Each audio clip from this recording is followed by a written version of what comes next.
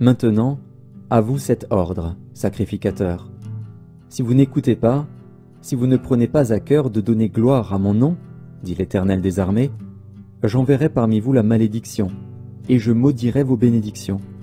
Oui, je les maudirai, parce que vous ne l'avez pas à cœur. Voici, je détruirai vos semences, et je vous jetterai des excréments au visage, les excréments des victimes que vous sacrifiez, et on vous emportera avec eux. Vous saurez alors que je vous ai adressé cet ordre, afin que mon alliance avec Lévi subsiste, dit l'Éternel des armées. Mon alliance avec lui était une alliance de vie et de paix, ce que je lui accordais pour qu'il me craignît. Et il a eu pour moi de la crainte. Il a tremblé devant mon nom. La loi de la vérité était dans sa bouche, et l'iniquité ne s'est point trouvée sur ses lèvres. Il a marché avec moi dans la paix et dans la droiture, et il a détourné du mal beaucoup d'hommes.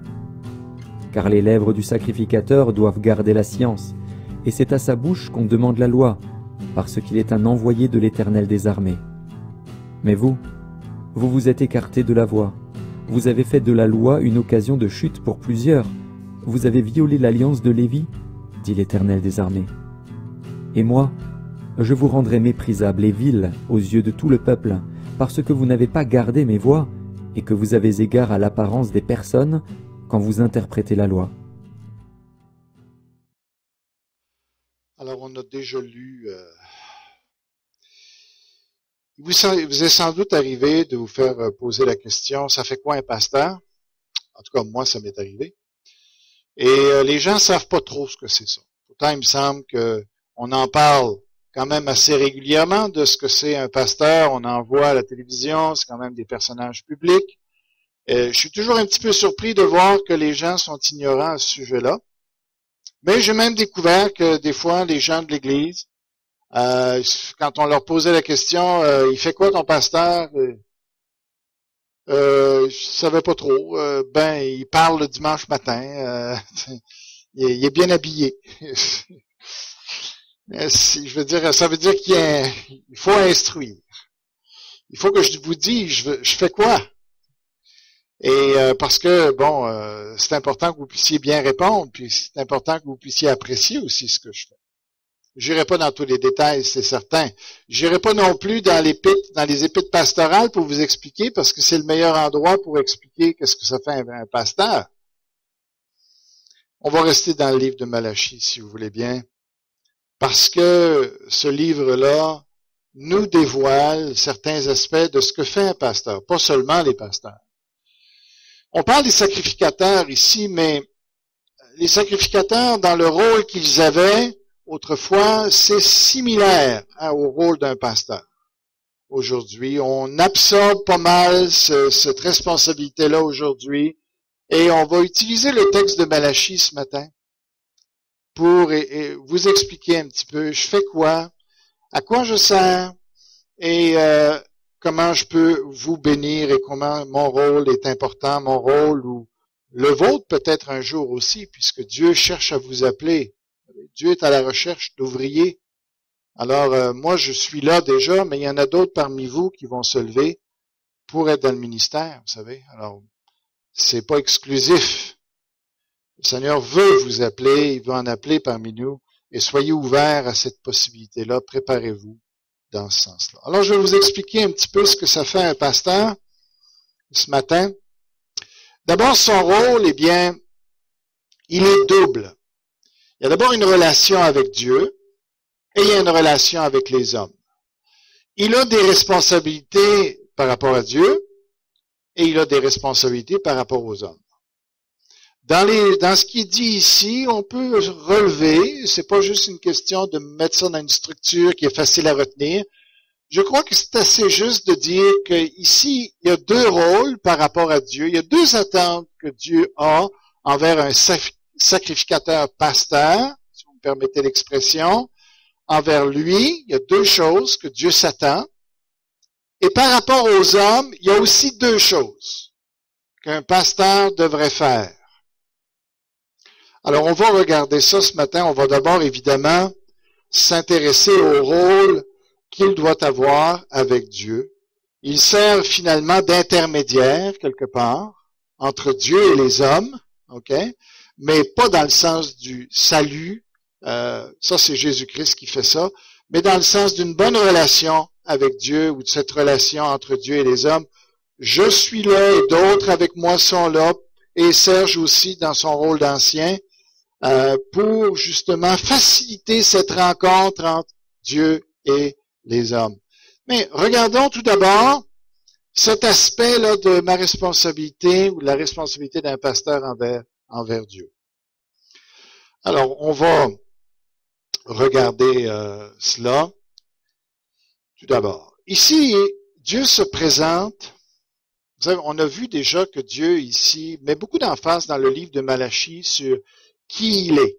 Et j'ai déjà dit la semaine passée que Dieu se prend très au sérieux. Il s'est présenté tout d'abord. Lui, il joue pas. Okay? Si nous, on le prend pas au sérieux, lui, il est très... Est-ce qu'il y a un problème avec le nom? Ça va? OK. Alors lui, il est très sérieux avec ce qu'il est. Le texte dit qu'il porte un grand nom. Ça veut dire qu'il est quelqu'un de très important. Pas juste qu'il ait un gros nom, un titre important. Non, non. Ça veut dire que sa personne est gigantesque et incroyablement, superbe, grande, puissante. Alors, il dit, les nations disent que je suis grand, que mon nom est grand. Et après, il se présente comme l'Éternel des armées. J'ai expliqué ça. Qu'est-ce que ça veut dire, cette expression-là? Il dit aussi, je suis un grand roi. On a vu un petit peu ce que ça comporte comme expression. Ce matin, il met l'emphase dans ce passage-là. Il reprend 4 fois l'expression « Je suis le maître de l'univers ». Alors, si vous regardez d'abord au verset 2, il dit si vous n'écoutez pas, si vous ne prenez pas à cœur de donner gloire à mon nom, dit l'Éternel, le maître de l'univers. Si vous regardez au verset 4, la fin du verset, dit l'Éternel, le maître de l'univers. Il va encore reprendre cette expression-là à la fin du verset 7. Il dit, en parlant du sacrificateur, qui est un messager de l'Éternel, le maître de l'univers. Et encore au verset 8, vous avez cette expression-là à la fin. Donc Dieu ici, dans ce passage-là, veut vraiment qu'on comprenne qu'il est le souverain de tout ce qui existe, celui qui dirige tout ce qui existe. J'aimerais vous montrer que de plus en plus, les hommes cherchent à s'attaquer à cette universalité de Dieu, cette maîtrise, cette souveraineté de Dieu sur l'univers. L'homme est en compétition avec ce Dieu-là. Il veut lui ravir. Et vous allez voir ici, on va juste parler brièvement d'un domaine où les hommes sont en train de s'attaquer à ce que Dieu est. Alors, permettez qu'on écoute... peut-être le partir. Toi, tu as peut-être le contrôle là-dessus.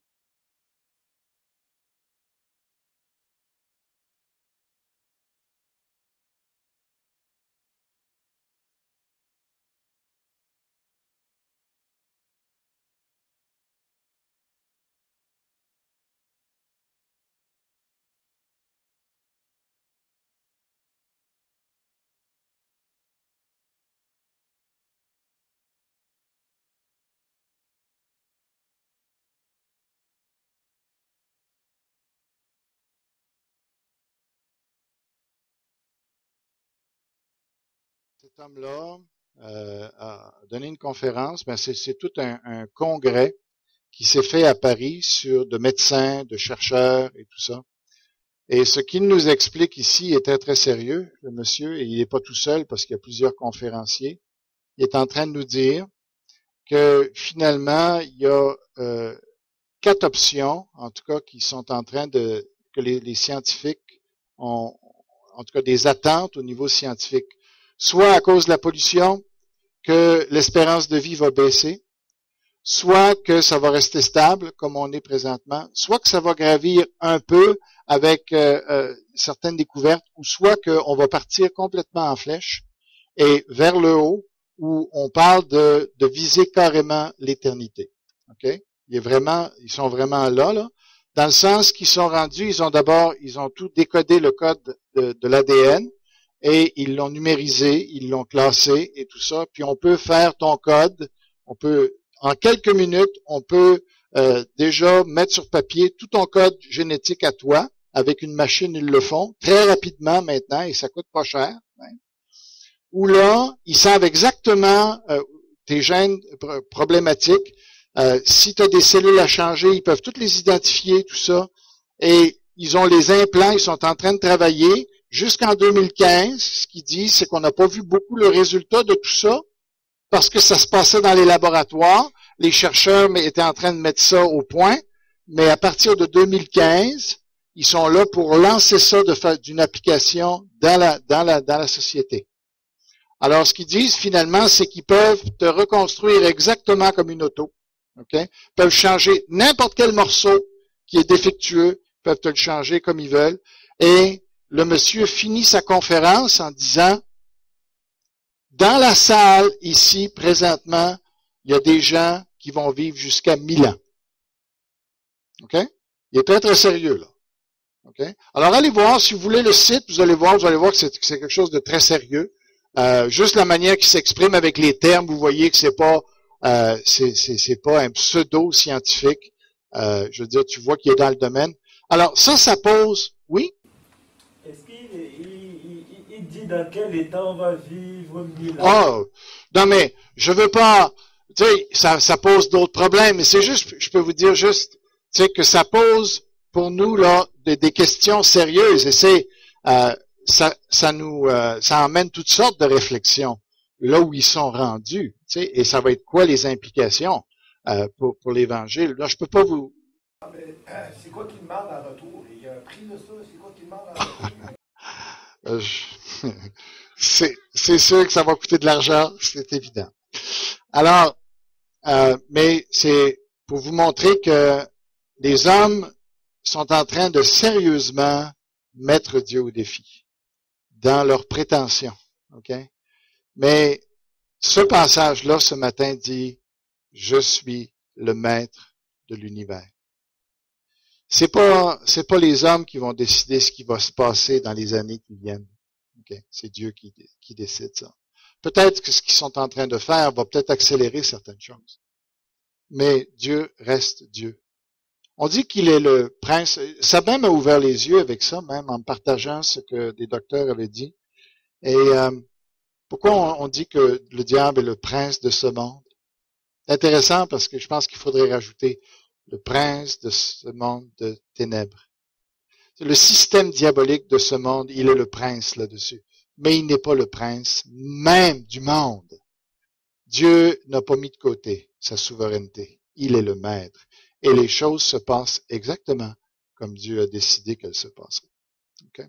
Donc, sur cette base-là de qui est Dieu, et je suis sûr que vous prenez ça au sérieux, moi c'est une expression qui m'inspire, le maître de l'univers. C'est tellement, je me sens tellement noble, tellement digne comme expression.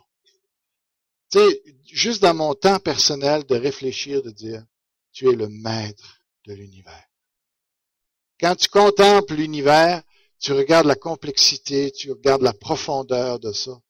Hey, Seigneur, tu t'occupes de tout ça. Tu gères tout ça. Ah, tu dois être incroyable. Il faut que, évidemment, celui qui croit ça, parce qu'intellectuellement, on peut, je comprends ce que ça veut dire, oui, mais est-ce qu'on le croit vraiment? Croire que Dieu est le maître de l'univers, ça change toute ta vie.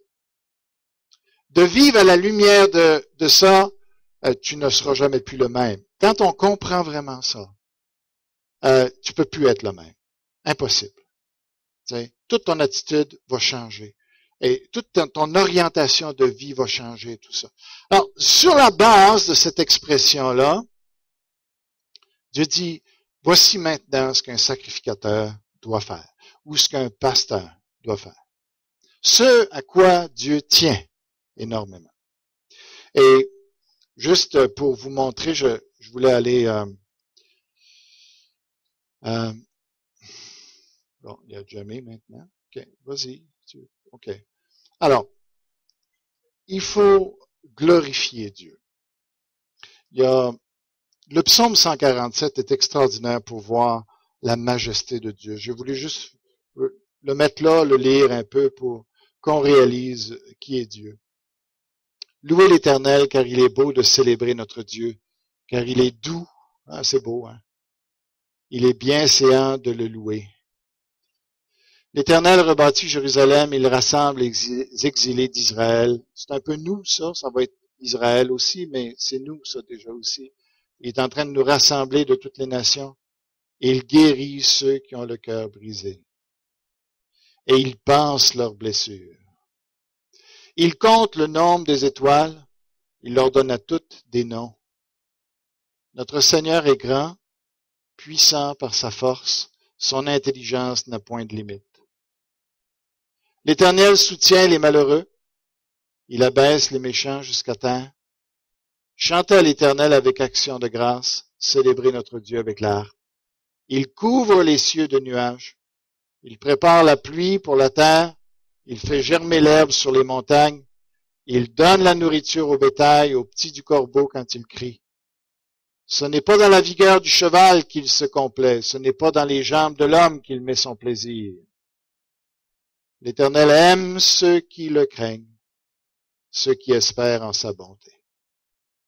Jérusalem célèbre l'Éternel, Sion loue ton Dieu, car il affermit les barres de tes portes, il bénit tes fils au milieu de toi. Il rend la paix à ton territoire, il te rassasie du meilleur froment, du blé. Il envoie ses ordres sur la terre, sa parole court avec vitesse. Il donne la neige comme de la laine. Il répand la gelée blanche comme de la cendre. Il lance sa glace par morceaux. Qui peut résister devant son froid? Il envoie sa parole et il les fond. Il fait souffler son vent et les eaux coulent. Il révèle sa parole à Jacob, ses lois et ses ordonnances à Israël. Il n'a pas agi de même pour toutes les nations et elles ne connaissent point ses ordonnances. Louez l'Éternel. Un grand Dieu, le maître de l'univers. C'est lui qui fait tout ce qui est en train de se produire, la température qui est en train de se faire. El Niño est dans son pouvoir. C'est lui qui dirige El Niño. D'accord? C'est pas les hommes, avec tout l'effet de serre et tout ça. Je veux pas embarquer dans ce sujet-là, mais c'est pas eux qui vont déterminer. C'est pas l'homme qui va déterminer ce qui va arriver sur la terre. C'est Dieu. Alors, qu'est-ce qu'un pasteur doit faire? La première chose qu'un pasteur doit faire, et le peuple de Dieu doit faire, c'est quoi? Bien, on l'a vu tout à l'heure, glorifier Dieu. Glorifier Dieu. Les sacrificateurs ici avaient complètement passé à côté de ça. Tu sais, ils faisaient leur ministère, mais ils faisaient leur ministère pour leur poche, pour s'enrichir, et c'était pas assez payant, même ils se plaignaient. Tu sais, on voit ça dans le premier chapitre. Dieu est éhonté de ça, de voir leur attitude. Et il leur dit, vous prenez pas à cœur de me glorifier. Pourquoi on vient à l'Église? Quel est le centre de notre vie? Quel est le but de notre vie? Glorifier Dieu. Et qu'est-ce que ça veut dire, glorifier Dieu? Le chanter le dimanche matin, oui. Être reconnaissant en toutes choses, oui. Le remercier pour tous les privilèges, tous les plaisirs qu'on a, toutes les possibilités qu'on a, le vêtement. J'ai déjà parlé de ça la semaine passée. Oui. Faire en sorte que Jésus-Christ soit vu dans notre vie, parce que vous savez, j'ai pas parlé de ça la semaine passée avec les sacrifices qu'il faisait qui étaient pas bons. Il donnait les restants à Dieu au lieu de donner le meilleur à Dieu. Alors j'ai dit qu'il fallait faire attention. Qu'est-ce qu'on fait avec notre temps? C'est toujours les restants qu'on donne à Dieu. C'est toujours avec notre argent, c'est toujours les restants qu'on donne à Dieu. Qu'est-ce qu'on fait avec ça? Mais c'est plus que ça. C'est qu'on peut même pas apporter une offrande, nous, qui plaît à Dieu, si elle n'est pas en Jésus-Christ. Si elle n'est pas faite dans les attitudes et pour le Seigneur Jésus, et dans le Seigneur Jésus, et à cause du Seigneur Jésus, notre offrande ne vaut absolument rien. C'est vraiment en Christ. Tu sais, il n'y a que Christ, dans le fond, qui plaît à Dieu, qui réjouit le cœur de Dieu. Toutes les offrandes de l'Ancien Testament, hein, qui est une offrande agréable à Dieu. Pourquoi c'était agréable? Parce que Dieu aime les animaux qui brûlent, la graisse qui brûle, les parfums de ce monde. Ben non. C'est parce que tout ça parlait de Jésus et il voyait tellement son Fils là-dedans que ça, il était émerveillé de son Fils. Alors, quand on vient, c'est en Jésus-Christ qu'il faut adresser. Quand on chante, c'est en Jésus-Christ qu'il faut chanter. Quand on témoigne, c'est en Jésus-Christ. Quand on sert dans l'Église, c'est en Jésus-Christ. C'est toujours ça, c'est ça qui plaît à Dieu. S'il y a juste ça qui va rester, parce que ce que Jésus offre, c'est la perfection. Alors, quand on vient dans l'Église, quand on vient chanter, quand on vient jouer de la musique, est-ce qu'on est conscient qu'on vient adorer un Dieu extraordinaire? Et on est-tu là ici pour se montrer, pour dire, voyez comment on est bon? Je suis sûr que c'est pas l'attitude que nos frères, nos sœurs ont. Leur attitude, c'est, quand ils viennent, c'est de dire, Seigneur, j'aimerais qu'on te voie au travers de moi. C'est pas important qu'on me voie. C'est pas important qu'on me trouve bon. Ce qui est important, c'est que tu sois vu en moi, Seigneur. C'est notre motivation. Pourquoi on fait les choses? Mais c'est pas juste pour l'Église. L'Église, c'est l'endroit suprême, je pense, pour glorifier Dieu dans ce monde. Et il faut que de plus en plus l'Église glorifie Christ. Dans le monde, on glorifie l'homme.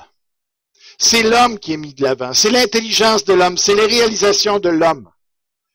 Dans l'Église, on veut plus de l'homme. On veut voir Dieu. On veut que l'Église soit en train de montrer à Dieu. Voyez-vous ce que l'homme est capable de faire? Bien, on va vous montrer qu'est-ce que Dieu fait. C'est ça notre but. Qu'est-ce que Dieu fait? Moi, ça m'intéresse pas d'entendre ce que vous avez fait. Vos réalisations personnelles. On n'en a rien à faire. Tout ce qu'on a à faire, c'est qu'est-ce que Christ a fait dans ta vie, puis qu'est-ce que Christ est en train de faire au travers de toi. C'est ça qui est important. Voyez-vous? Mais c'est valable pour tout. Pourquoi est-ce que tu travailles? Je suis en train de lire un livre qui est bien, Gods of War, at Wars. Alors, c'est les dieux qui luttent dans nos cœurs, dans notre cœur, les idoles. Ou, vous savez, comment on peut discerner de quelle manière on a une idole dans notre vie? C'est vraiment plus les statuts de l'Ancien Testament, là. C'est qu'est-ce qui dirige ta vie? Qu'est-ce qui drive ta vie? Qu'est-ce qui donne un sens à ta vie? Pourquoi tu te lèves le matin? Si c'est autre chose que Dieu, tu as une idole. Tu es en train de servir ton idole. Quand on se lève le matin, normalement, ça devrait être, Seigneur, je suis à ton service ce matin. C'est toi que je veux glorifier. C'est pour toi que je veux vivre. Ce que je vais réaliser aujourd'hui, c'est pour toi. Pour rien d'autre. C'est ça la vie d'un chrétien. Est-ce qu'on veut ce matin ou aujourd'hui, est-ce qu'on veut que Christ soit vu, glorifié, honoré? Est-ce que c'est ça notre fierté? Voilà notre raison de vivre. Le reste, ça vaut pas la peine. Le reste, ça c'est ce que le monde a. Puis le pasteur doit être le premier à diriger l'Église, à glorifier Dieu, à tellement l'aimer qu'on voudrait toujours en parler, on voudrait toujours souligner qui il est, ce qu'il fait. Et vous savez, j'aimerais vous montrer quelque chose qui est libérateur. On va juste passer ça ici, mais bon, là, il est rendu où ma petite statue, là? Ah, elle n'est pas là. Bon, ben, c'est pas grave. J'ai mis une photo, je suppose qu'elle est passée. C'était une tirelire, mais c'était un éléphant en porcelaine. Vous voyez l'image? D'accord. Ça, c'est ce que nous sommes. Quand on cherche, parce que l'homme veut ravir à Dieu ce qui est à Dieu.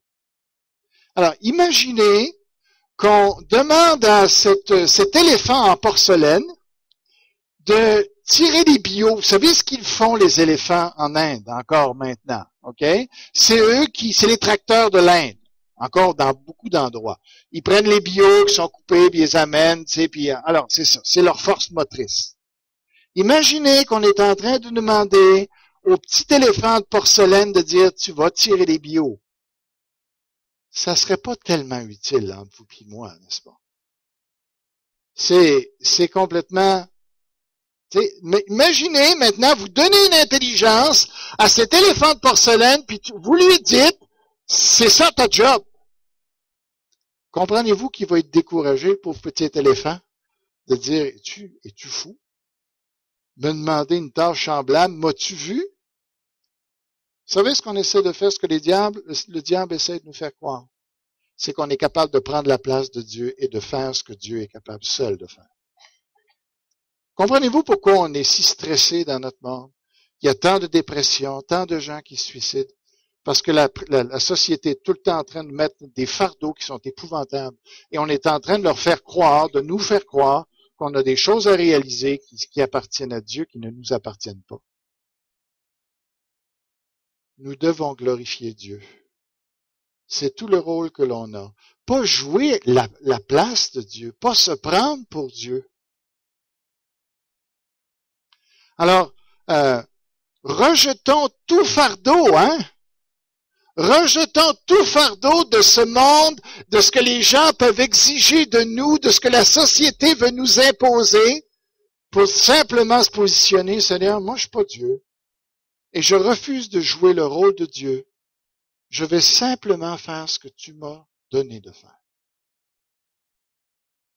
Et ça, là, c'est libérateur. Notre passage parle de la paix et la vie. Quand on accepte juste de jouer le rôle, le petit rôle que Dieu nous a confié, on est la personne la plus heureuse, la plus épanouie qui soit. Glorifier Dieu. C'est ça qu'on doit faire. Et dans cette Église, ce qu'on va faire, ce pourquoi on va se diriger, on va être motivé, c'est que dans n'importe quelle réunion, on va simplement dire, Seigneur, mon souhait suprême, c'est vraiment dire simplement qu'on t'ait vu ce matin dans l'Église. C'est tout. Vous savez, je veux mettre sur mon auto, je pense que je vais le faire d'ailleurs. Vous savez que j'aime ça mettre des écriteaux sur mon auto, tout le monde. Je pense que je vais mettre, ô Dieu, aide-moi à te glorifier. En arrière. Parce que pour deux buts, moi, quand je vais le voir, je veux me rappeler, ah oui, c'était ça que je cherche. Faut pas que je l'oublie. Mais en même temps, je vais en faire ma prière. Seigneur, aide-moi. Tu sais comment c'est difficile pour moi. Aide-moi. Mais en même temps, je voudrais que les gens puissent, en lisant ça, ils vont prier. Ils vont dire, oh Dieu, aide-moi à te glorifier. J'ai dit, wow, c'est bon ça! Alors, vous allez voir ça bientôt sur mon auto. Et puis, j'ai hâte de voir les réactions des gens. Mais c'est la deuxième chose que Dieu appelle un pasteur à faire, c'est de le craindre. De le craindre. Et vous voyez ça dans le verset 5. Vous avez le mot 3 fois, ou en tout cas qui est. Alors, je vais juste retourner en arrière.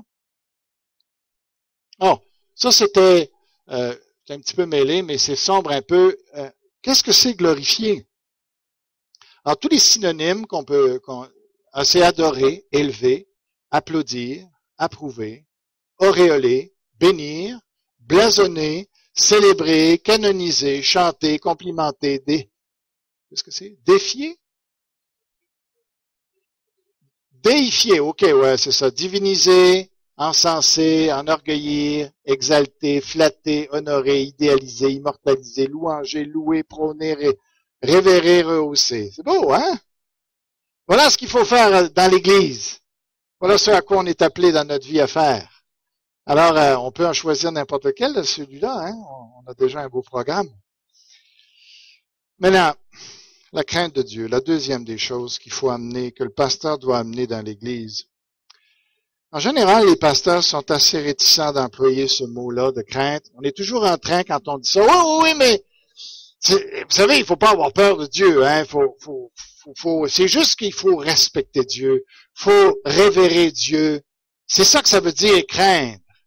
Faut pas avoir peur de Dieu parce que Dieu c'est pas un tyran.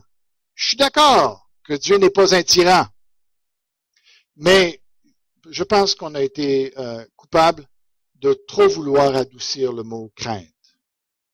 Et j'aimerais vous le montrer, vous le prouver que ça dit ce que ça dit. Avez-vous remarqué à la fin du verset 5 ce qu'il dit? Alors, je le lui ai donné pour qu'il me craigne, et il a eu pour moi de la crainte, et il a tremblé devant moi. Ça dit ce que ça dit. C'est que Dieu n'est pas un Dieu mouton. C'est pas un innocent, c'est pas un naïf, c'est pas un inoffensif. C'est un grand Dieu. C'est un grand roi. Et si on n'obéit pas, si on ne lui plaît pas, si on ne le cherche pas, si on le méprise, si on le blasphème, il y aura des conséquences à ça. Il y a une place pour trembler devant Dieu. Il y a une place pour le respecter dans ce sens-là, de dire, je suis mieux d'obéir. Vous savez que dans la société, s'il n'y a pas ce domaine-là de la crainte, on ne peut pas fonctionner en société. S'il n'y a pas un élément, il ne doit pas juste avoir ça. L'amour de Dieu doit compenser la crainte. Dans une société aussi, le dialogue, la conciliation, tu sais, ces choses-là, ça a sa place. Mais il y a aussi l'aspect punitif, châtiment, qui doit rester là, sinon on n'est plus capable d'avoir une société. Moi, j'ai été professeur un temps à l'école secondaire. On m'avait pas expliqué c'était quoi le processus disciplinaire quand les enfants étaient vraiment désagréables. Je peux vous dire que je savais plus quoi faire.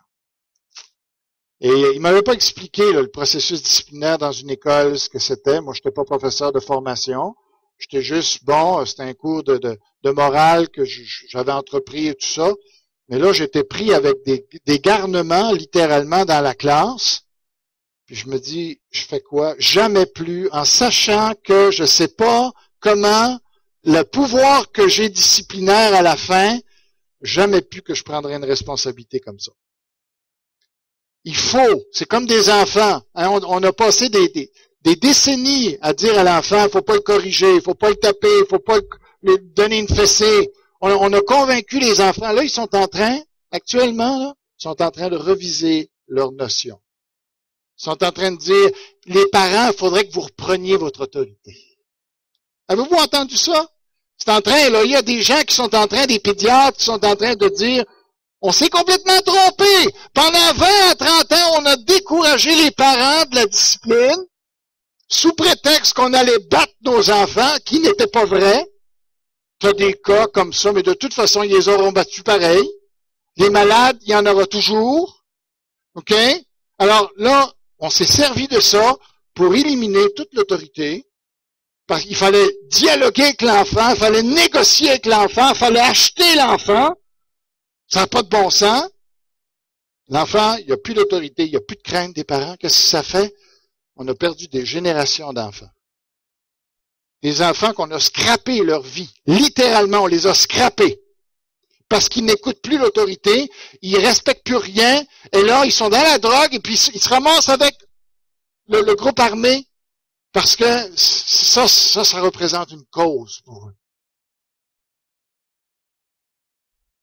Ça prend de l'autorité, ça prend de la correction, si on veut que ça fonctionne. Si vous avez-vous un bloc appartement? Si vous n'êtes pas capable de mettre le locataire qui est désagréable et qui casse tout dehors, si vous n'avez pas le pouvoir de ça, moi, je n'irai jamais m'embarquer à louer des appartements si j'ai pas le pouvoir de mettre le gars dehors, s'il ne paye pas. Ça prend des conséquences. Ça prend pas juste ça, il faut être équilibré, on est d'accord. Mais ça prend ça. Et si on veut fonctionner avec Dieu, ça prend de la crainte. Dieu ne veut pas nous terroriser, on est d'accord. Mais Dieu veut nous dire, si tu n'obéis pas, fais bien attention. Il y aura des conséquences. Dans Corinthiens, il dit, vous êtes malades parce que vous n'obéissez pas. Parce que vous me méprisez. Quand vous prenez le repas du Seigneur, vous prenez ça comme les sacrificateurs de l'Ancien Testament qui ne me voyaient pas au travers de ça. Qui prenaient ça, qui se souciaient même pas s'ils avaient des péchés dans leur vie, ils prennent ça. Puis c'est comme ça pour combien d'autres choses, si on ne fait pas attention. Je pense que, on dit souvent, Dieu n'a pas changé, il fait des miracles encore aujourd'hui, d'accord. Mais il n'a pas changé non plus sur la question de la crainte. C'est lui. Puis il dit tellement, il lit, on n'ose pas même faire ça, les pasteurs font plus ça. On lit ici la bénédiction. Dieu dit, il dit, je vous trouve assez désagréable, là, pour dire les mots doucement, que là, vos sacrifices, là, ils m'écœurent assez, là. Dans votre attitude, comment est-ce que vous m'offrez n'importe quoi, là? Vous m'écœurez assez, là. Vous êtes tellement désagréable que je vais prendre les animaux, là, leurs excréments qu'ils laissent à terre, puis que normalement on doit prendre, puis mettre ça en dehors du camp, parce que ça n'a pas d'affaire du tout dans le lieu saint. On met ça dehors, puis on brûle ça dehors. Il dit là, je vais vous les prendre, vos excréments, puis je vais vous les jeter d'en face. C'est ça qu'il dit dans le passage. C'est Dieu qui parle comme ça. Vous voulez me souiller, il est en train de dire au peuple, vous voulez me souiller, vous me prenez pour qui? Vous m'offrez n'importe quoi, vous souillez mon autel. Ben, il dit, moi, je vais vous souiller. Il va prendre la merde, puis il va vous l'acheter dans le visage. Vous allez comprendre ce que ça veut dire. Puis il dit, parce que vous faites ça, je vais vous enlever toutes vos bénédictions. Dieu fait le lien. Il dit, tu me sers, tu vas être béni. Tu me sers pas, tu seras pas béni. C'est sûr qu'on ne sert pas Dieu juste pour être béni. Mais ça fait partie du service. Que quand on marche avec Dieu, on est béni. Mais si on ne marche pas avec Dieu, par exemple, serre tes fesses parce que ça va pincer. C'est ça que Dieu dit. Alors le pasteur doit craindre Dieu, lui. Il doit se dire, oups, attention, si tu donnes un mauvais exemple, le patron check en haut. Mais il doit aussi inspirer la crainte dans le peuple de Dieu. On a vu la relation par rapport à Dieu. Et en passant, Dieu nous aime. OK? Juste pour que vous paranoïez pas, là. Dieu vous aime. Dieu, il vous perdra pas. Il va vous garder jusque dans l'éternité. Il prend soin de vous. Mais c'est un papa qui corrige. Alors, passons maintenant à la relation que le pasteur doit avoir avec les hommes. Dieu dit ici, alors on a vu la crainte, alors Dieu n'est pas un fétu de paille, ok? Et dans Psaume 89, 7, il dit, Dieu est terrible dans la grande assemblée des saints. Il est redoutable pour tous ceux qui l'entourent. Quand les anges, ils ont beau être puissants, les anges, mais quand ils sont autour de Dieu, là, ils savent qu'est-ce qui peut leur arriver s'ils dérapent. Ils savent que Dieu les aime. Puis ils sont heureux de servir Dieu. Ils savent pas Dieu, là, mais ils savent que, tiens-toi à carreau. Tu sais? Alors, la relation qu'un pasteur doit avoir son Église ou avec les gens, c'est qu'il doit les enseigner. Il doit les enseigner correctement. Il doit vraiment prendre le temps d'étudier, puis savoir ce que ça dit vraiment, ce que les mots disent, ce que les phrases disent, et d'enseigner correctement. On ne dit pas n'importe quoi avec la parole de Dieu. Vous savez qu'on met beaucoup d'emphase là-dessus dans notre Église, et on va continuer à mettre de l'emphase là-dessus parce que c'est fondamental. Jésus a dit, celui qui bâtit sa maison sur le roc, la parole, ne sera pas ébranlé. Si vous demeurez dans ma parole, vous êtes vraiment mes disciples. Celui qui médite la parole jour et nuit, il aura du succès, etc.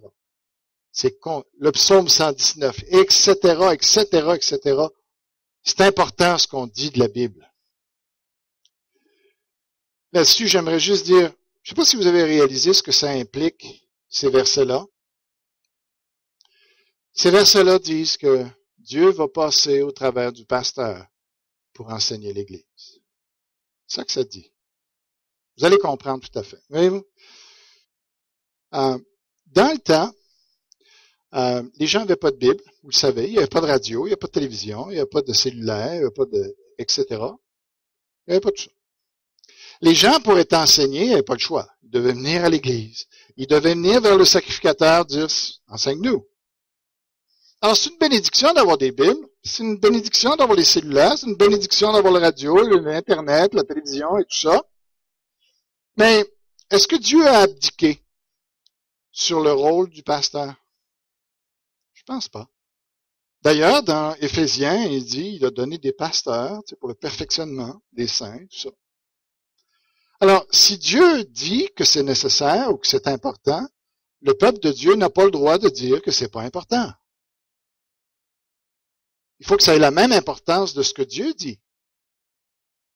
Alors, ce que ça dit finalement, c'est qu'aujourd'hui, les faux prophètes, quand je regarde dans le Nouveau Testament, que je vois tellement d'avertissements sur prenez garde aux faux docteurs, prenez garde aux faux prophètes, prenez garde d'être séduits et tout ça, c'est répété combien de fois, les loups et tout ça, vous savez ça. Tiens, n'ajoutez pas foi à tout esprit, combien d'autres citations on pourrait donner comme ça. Puis on dirait que dans notre société, on peut se nourrir à n'importe quel réfectoire, n'importe quel garde-manger, et ça fait l'affaire pour beaucoup de chrétiens. Ils vont écouter pas vous, sans doute, parce que je pense que vous êtes conscientisés que on fait pas n'importe quoi avec la parole de Dieu.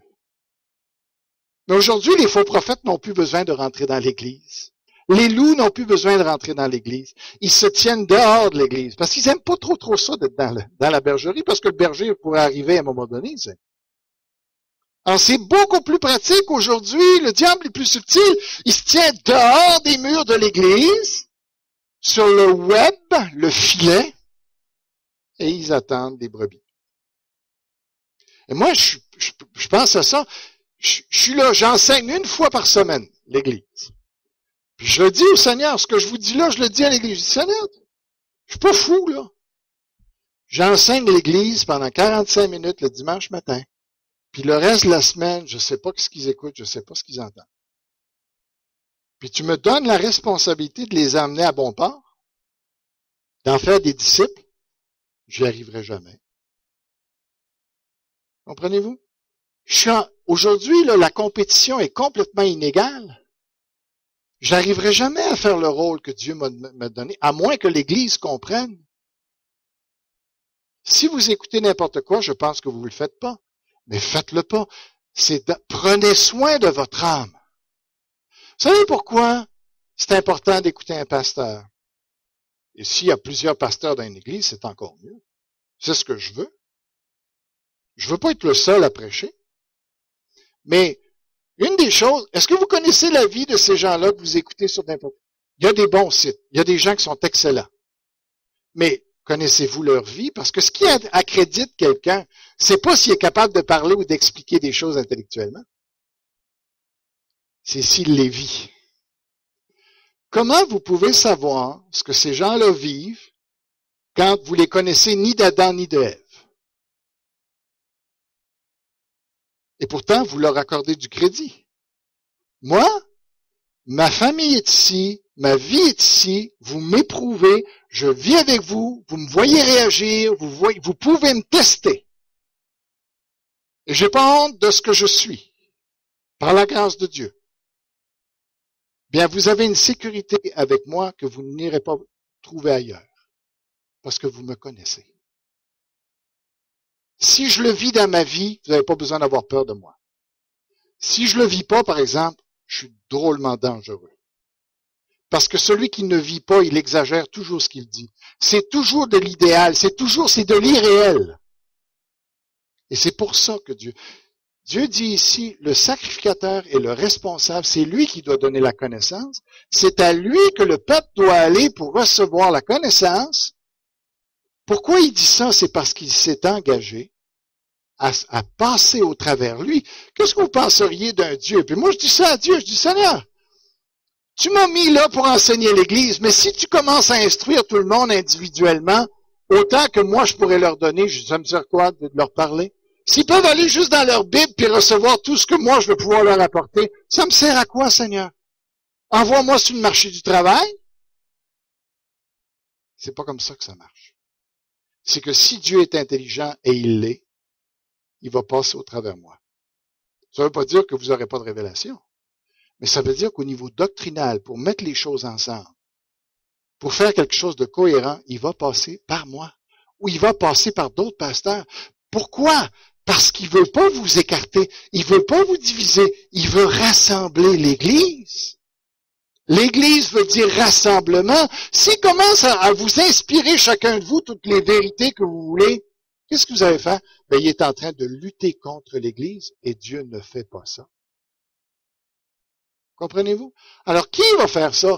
Des gens qui se prétendent docteurs, qui n'ont aucune formation, qui n'ont jamais été prouvés, on leur a jamais imposé les mains, ils se sont fait docteurs eux-mêmes, et là, ils enseignent, puis nous, on les écoute, et on se fait entraîner dans toutes sortes de fausses doctrines à cause de ça.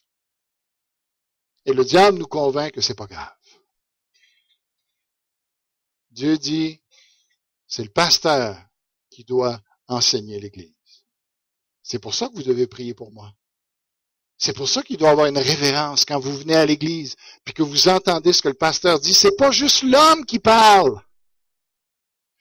Le texte dit, je vous ai fait messager de l'Éternel. Il y a ce sens que Dieu s'adresse au travers des pasteurs d'une façon unique à l'Église que vous ne trouverez nulle part ailleurs. Et ça ne dépend pas de moi, ça dépend de mon office.